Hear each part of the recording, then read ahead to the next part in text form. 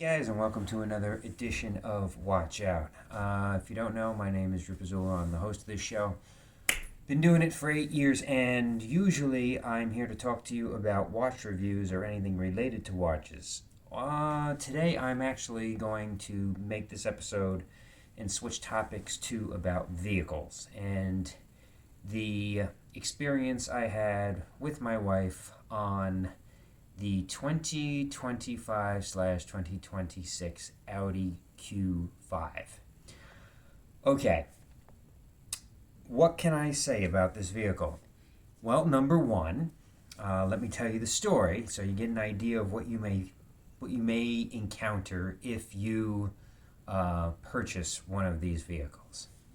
First of all, I already have an Audi. I have an Audi S5 2024 convertible series, and we like it very much. So my wife had test drove a 2024 or 2023. We had it as a rental, and she liked the Q5, and she said, "You know what? I want that as my next vehicle." So we had a Jeep Grand Cherokee, and basically said, "All right, it's time for us to trade it in, and we'll go to the Q5." Thinking it was going to be a smooth process. What could go wrong?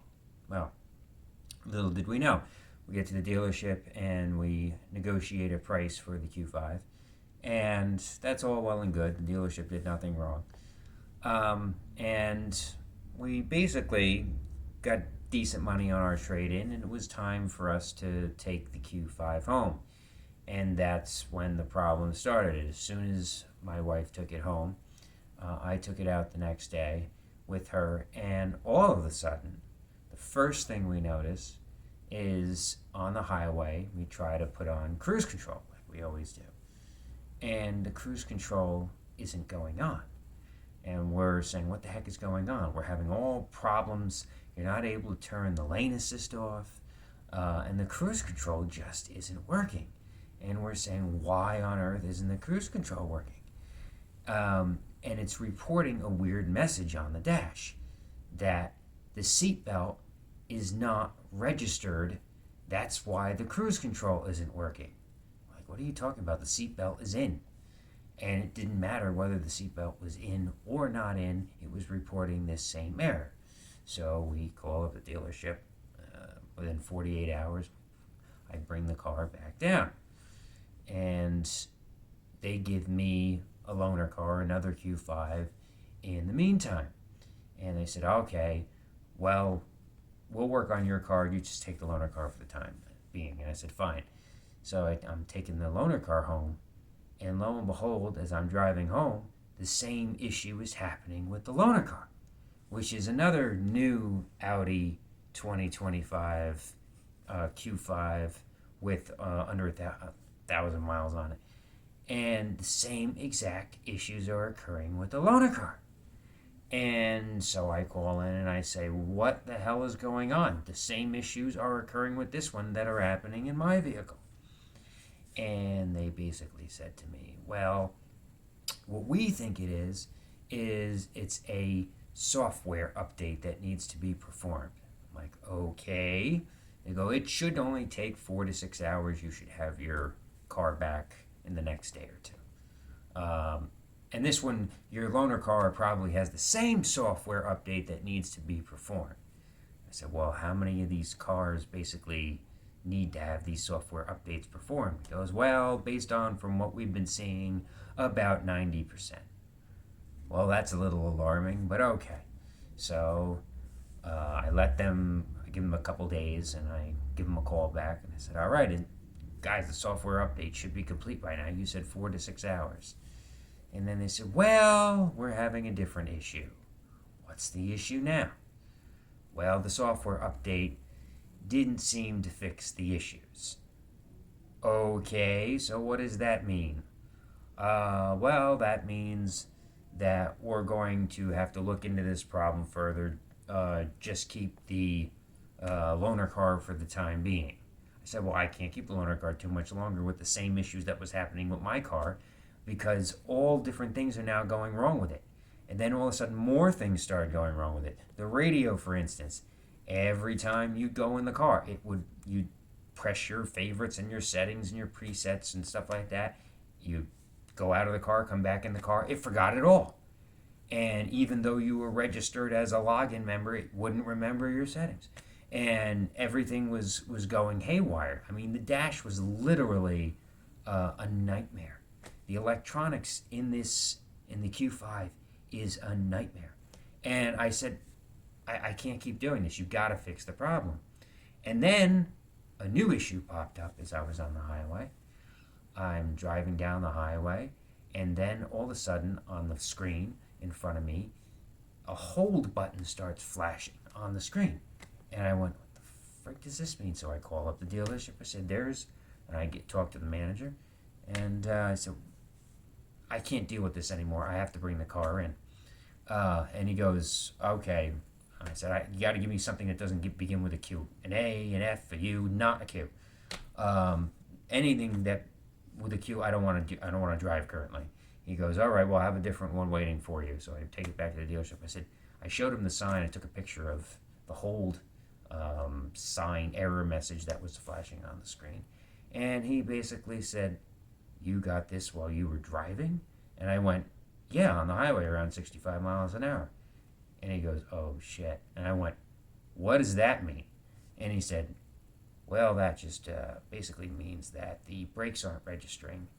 The car is not recognizing the brakes. The sensors aren't recognizing the brake. I went, okay, I'm done. I'm out.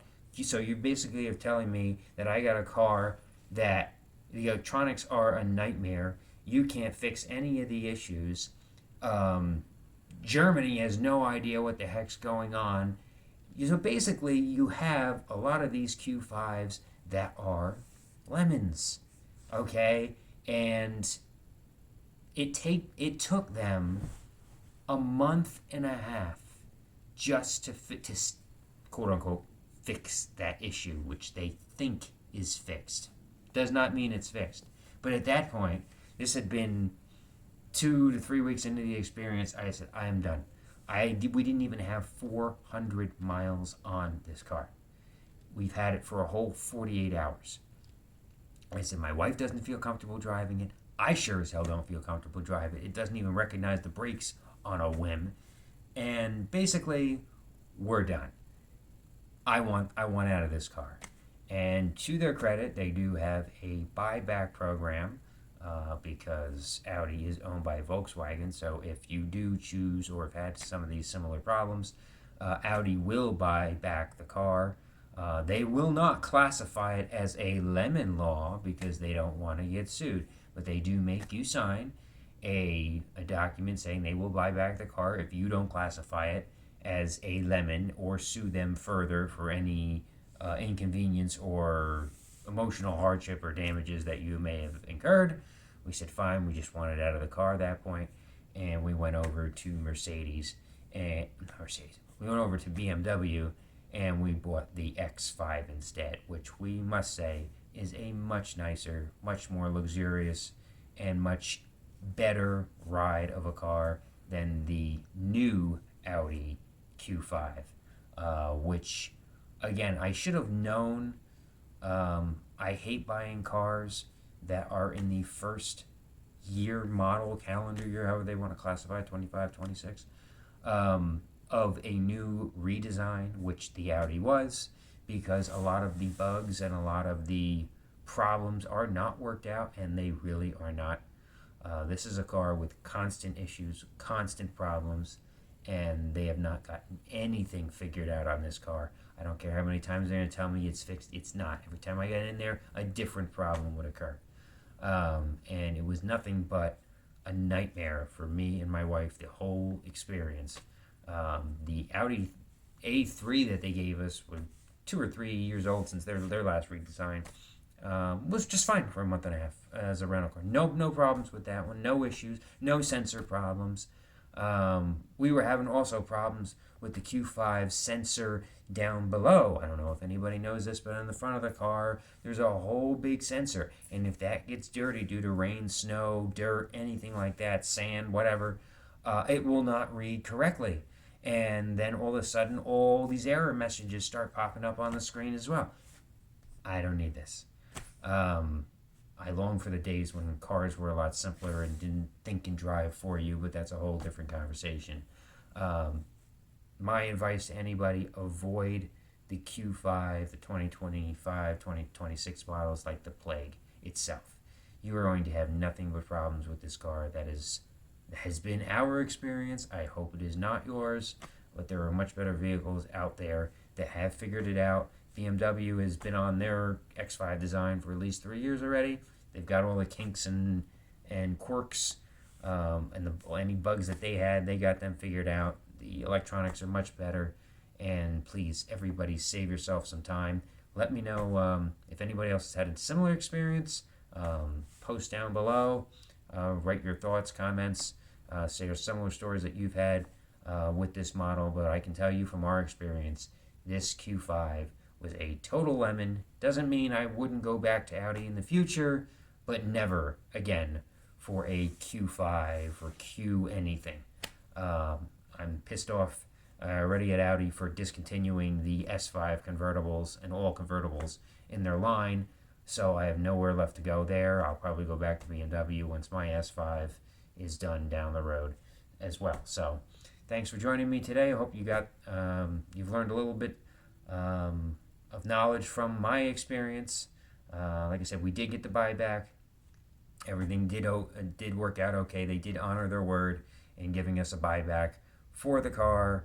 One thing I will say with the buyback, we did get screwed in the fact that we traded in a car, so we would have had a 5% or 10% kick down, whatever the heck it was, towards, because we traded in an American car to save us some money on the purchase price of the BMW.